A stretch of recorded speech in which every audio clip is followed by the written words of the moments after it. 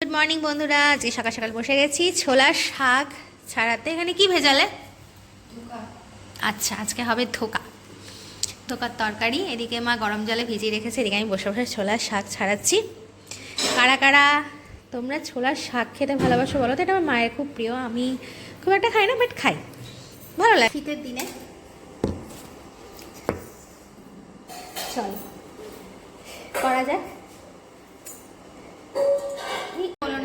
ঠান্ডাতে না রীতিমতো পুরো জমে গেছে। এদিকে মা বলছে পাথর হয়ে গেছে। ফ্রিজ থেকে দেখো কিছু কিছু জিনিস সব বার করেছে, যেগুলো ছিল বলছে ফ্রিজ পুরো পাথর হয়ে গেছে জিনিসগুলো। সারাদিন ফ্রিজ চলে তো তো পুরো ঠান্ডা হয়ে যায়। কিছু আছে মনে হয়, কালকে একটু অল্প ভাত আছে, গরম করবে। এখন ভাত বসিয়েছে, ওদিকে ফুলকপি কাটছে। তো ফুলকপি, ধোকা আর ছোলার শাক আপাতত এটুকুই ঠিক হয়েছে, হবে। শীতকাল আমার একদম ভাল লাগে না, এই কারণে শীতকালে কোনো কাজ করা যায় না। অনেকের আবার সুবিধা হয়, শীতকালে কাজ করতে অসুবিধা হয় না। আমার আবার শীতকালে কাজ করতে ভীষণ অসুবিধা হয়, প্রচণ্ড ঠান্ডা লাগে। আমার ঠান্ডা একদম ভাল লাগে না, মানে পুরো কুঁড়ে হয়ে যায় শীতকালে আমার মনে হয়। তো চলো ছোলার শাকগুলো সারিয়ে নিই। আর কালকে সকালে যাব, এদিকে মা বলছে কী কী হচ্ছে, গরম ভাত, উচ্ছে সেদ্ধ। কালকে আবার রবিবার যাব বাজারে। শীতকালে বাজার যেতে খুব ভালো লাগে, কারণ এত কিছু পাওয়া যায় না। এটা একটা ভালো দিক, ভালো দিক যে অনেক কিছু পাওয়া যায়, যেটা গরমকালে মানে অতটা ইচ্ছে করে না। শীতকালে সব রকমের খাওয়া যায়, সব শাকসবজি খাওয়া যায়, মানে ভালো খারাপ দুটো মিশিয়ে। আমার আবার যেহেতু একটু শীত কাতুরে তো একটু অসুবিধা হয় আর কি। গরমের অপেক্ষা করছি আর নিতে পারছি না, পুরো মনে হচ্ছে জবথব লাগছে, চাদর মাদর জড়িয়ে। চলো একটু একটু করে শাকগুলো ছাড়িয়ে নিই। এসছে, এগুলো সব এখন কাটাকুটি হবে, এগুলো সব বেছে বেছে রাখছি, ছাড়িয়ে নিই। আর তারপর আসছি, তোমাদের সাথে গল্প করছি, দেখাবো আজকে কী কী রান্না হচ্ছে। চলো টাটা। তো বন্ধুরা, সেদিনকে তোমাদের সাথে কথা বলতে বলতে আমি রান্নাঘরে চলে এলাম, ঠান্ডায় কাঁপতে কাঁপতে। আর সেদিনকে সকাল থেকে কারেন্টটা এত জ্বালাতন করছে যে কি বলবো। আর আমাদের ইন্ডাকশনের কানেকশানটা না ইনভার্টারের সাথে নেই, সেই কারণে খুব অসুবিধা হচ্ছিলো। একদিকে গ্যাস জ্বলছে, একদিকে ইন্ডাকশান চলছে, দুদিকে দুটো গ্যাসে ভাত বসিয়ে ইন্ডাকশানে আমি রান্না করতে চলে এলাম। এদিকে মা আমাকে অল্প করে তেল ঢেলে দিল, কেননা আমার হাতে প্রচুর তেল খরচা। আর মা আমাকে সমানই বলে যাচ্ছে, তেলটা কিন্তু অল্প খরচা করবি, তেল কিন্তু বেশি খরচা একদম করিস না, কারণ আমার হাতে প্রচণ্ড তেল খরচা হয়। হয় বলবো না, একসময় হতো, এখন অনেকটা কন্ট্রোলে এনেছি। কম তেল মশলা দিয়ে কী করে আরও ভালো টেস্টি খাবার রান্না করা যায়, সেটাই প্রতিদিন চেষ্টা করি।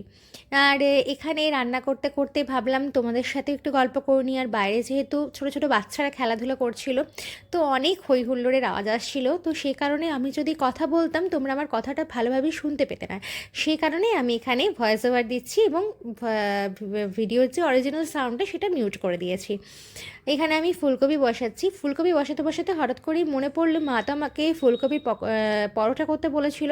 মা একদিন কদিন আগেই তোমাদেরকে বলি, হঠাৎ করে আমাকে বলছে এই একদিন ফুলকপির পরোটা করবি। আমি না ইউটিউবে দেখেছি ফুলকপির পরোটা বানানো। তো আমি বললাম যে হ্যাঁ, কেন করবো না, কিন্তু ফুলকপির পরোটা আমি তো বানাতে জানি না। বললো খুব ইজি, তুই দেখবি একদম করতে পারবি, আমাকে শুধু একদিন বানিয়ে দিস না। আমি বললাম সে ঠিক আছে, নিশ্চয়ই বানিয়ে দেবো, কিন্তু তার জন্য আমাকে তো জানতে হবে, আমি তো জানি না কীভাবে বানায়। দিয়ে আমি রেসিপিটা দেখলাম খুব সহজেই কিন্তু ফুলকপির পরোটা কিন্তু বানানো যায়। আর শীতের রাতে আমার মনে হয় প্রত্যেকটা বাঙালি, যারা বাঙালি মানে তো ভোজন রসিক, তো প্রত্যেকটা বাঙালি যারা খেতে ভালোবাসে, তারা বোধহয় এরকম এমনও কেউ নেই যারা ফুলকপির পরোটা হলো, মটরশুঁটির কচুরি হলো বা আলুর পরোটা হলো, শীতের রাতে বিশেষ করে এরকম গরম গরম পরোটা খেতে কিন্তু আমার মনে হয় না কেউ মানে এমন কেউ আছে যাদের ভালো লাগে না। সবারই কম বেশি ভালোই লাগে, আমারও বেশ ভালো লাগে। কারণ শীতকালের রাতে ভাত খেতে মানে ঠান্ডায় খুব অসুবিধা হয়। কিন্তু আমি যেহেতু দুবেলা রুটি খাই না, দুবেলা এই কারণে বলছি, যেহেতু আমি মানে সকালে জলখাবারে বেশিরভাগ সময় রুটি নয়তো পাউরুটি খাই, তো রাতের বেলার দিকটা আমি মানে ভাতটাই খাই। কারণ কাজ থেকে ফিরে এসে সারাদিন পর ভাতটা খেলে মনে হয় যেন শরীরে তৃপ্তি, তো সেই কারণে আমি ভাতই খাই, ভাত করে দেয় মা, ভাতই খাই। কিন্তু বেশিরভাগ বাঙালি বা মানে আমাকেও যদি কেউ বলে যে পরোটা বা লুচি বা শীতের রাতে গরম গরম মানে কচুরি যদি হয়, আমার মনে হয় যে না করলে ভগবান পাপ দেবে, তো সেই কারণেই আমি বললাম ঠিক আছে, কেন না, নিশ্চয়ই করব। আর বাড়িতে বলছিলাম যে 1 জানুয়ারির দিন মটরশুঁটির কচুরি বানাবে, কিছু একটা বানাই না ঘরে। তখন আর প্রত্যেক বছর না আমাদের কি হয়, শীত পড়লেই যে গতবার বাড়িতে মটরশুঁটির কচুরি আর আলুর পরোটা হয় তার ঠিক নেই, মানে প্রায় প্রায় রেখে রেখে আমাদের এটা কিন্তু বানানো হয়। বললো হ্যাঁ বানানো যেতেই পারে। তো বললাম ঠিক আছে, তাহলে খুব ভালো কথা, আমি মটরশুঁটিগুলো ছাড়িয়ে রাখবো, তারপর একদিন মটরশুঁটি কচুরি বানানো যাক। যদি আমি বানাই তাহলে তোমাদের সাথে সেটা কিন্তু আমি অবশ্যই শেয়ার করবো, কেমন? তো কথা বলতে বলতে আমি এখানে রান্নাও করছিলাম। হ্যাঁ, আর আমি তো বাইরে কাজে থাকলে মা তো আমাকে পায় না, সেই জন্য মায়ের একটা বিশাল বড় অভিযোগ বাড়িতে, যে তুই তো সময়ই দিস না আমাকে, কখন আসিস কখন যাস বুঝতেই পারি না। আর বাড়িতে থাকলে, বাবা তুই বাইরে থাকলে ভালো, এত জ্বালাতন করিস না, তোর পিছনেই সবসময় আমাকে বকবক করতে হয়। আমার মনে হয় দ্বিতীয় অপশনটা, মা যতই বলুক, আমি থাকলে এনজয়টা কিন্তু কম করে না, সেটা বুঝতে কখন পারি জানো, যখন আমি বাইরে থাকি। আর আমার মনে হয় এই জিনিসটাই সব থেকে বেশি আমি মিস করি যখন আমি বাইরে থাকি। যে ঘরে থাকলে যখন মা বলে ওফ তুই বাইরে থাকলেই ভালো, কেননা তুই আমাকে প্রচণ্ড জ্বালাস, তোর পিছনেই বকবক করতে হয়, এই জিনিসটা এখানে কেন রাখলি, ওই জিনিসটা ওখানে কেন করলি। প্রত্যেক বাড়ির আমার মনে হয় মাদের একই কাহিনী থাকে, তাই নয় কি?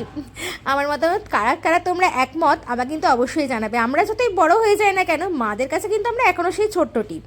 তো যাই হোক, সেদিনকে আমি ধোকার ডালনাটা বানাচ্ছিলাম অনেক দিন পর, বেশ ভালোই লাগছিল। হয়তো আমাদের বাড়িতে প্রায়, কিন্তু আমার আর সেইভাবে বানানোর সময় সুযোগ হয়ে ওঠে না। তো সেদিনকে আমি বানাচ্ছিলাম, আর বানাতে বানাতে বেশ কয়েকটা আমার পেটেও চলে গেছে, কারণ ধোকার যে বড়াটা না, উফ সে কি সুস্বাদু স্বাদ, আমার দারুণ লাগে। তো যাই হোক, এরকম বানাচ্ছিলাম। আর একটা জিনিস খুব মিস করছিলাম, যে এবারে শীতকালে কোথাও সেভাবে আমার যাওয়া হলো না, মানে যেয়ে ওঠা হয়নি বিশেষ কিছু কারণে, কারণ আমি কয়েকটা কাজ নিয়ে এখন ভীষণভাবে ব্যস্ত। তো সেগুলো নিয়েই এখন আমি আপাতত ব্যস্ত আছি বলে এখন আলাদা করে কোথাও নিজের কাজ ছাড়া আমার বেরোনো হচ্ছে না, আর আমি এখন বেরোচ্ছিও না। মানে যেটা আগে আমার দরকার সেগুলোকে করছি। তো সেইগুলো নিয়ে এখন বিশালভাবে ব্যস্ত আছি বলেই এখন ওই ব্যস্ততার মধ্যে দিয়ে আমার সময় কাটছে।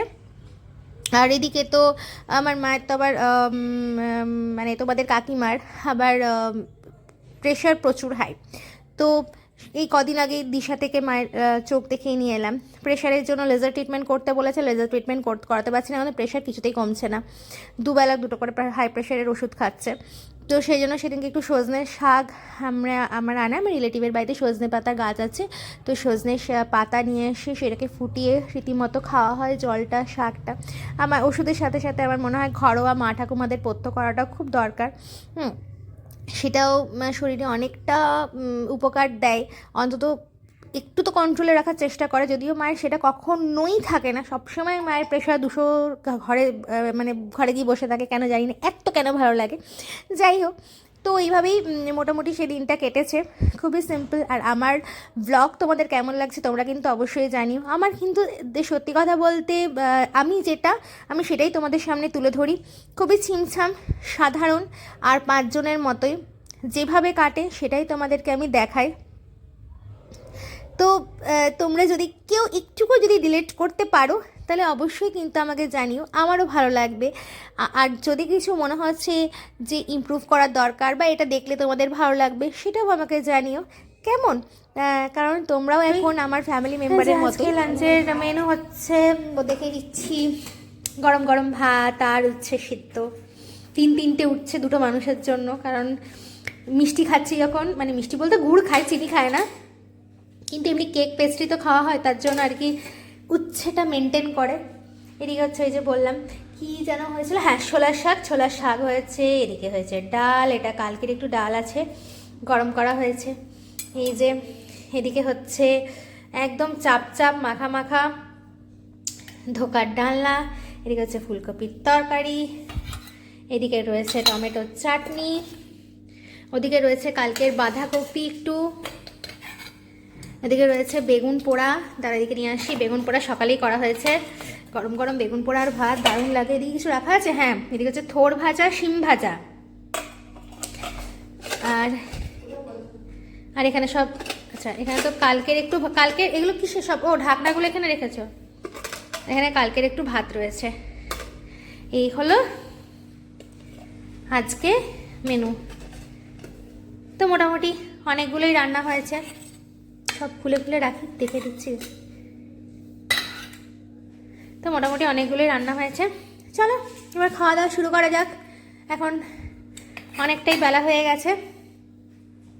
চলো, এদিকে মা খাবার বাড়ছে, চলো মাকে একটু সাহায্য করে দিই। আজকে ভিডিওটা কেমন লাগলো তোমরা কিন্তু অবশ্যই আমাকে জানাতে ভুলবে না।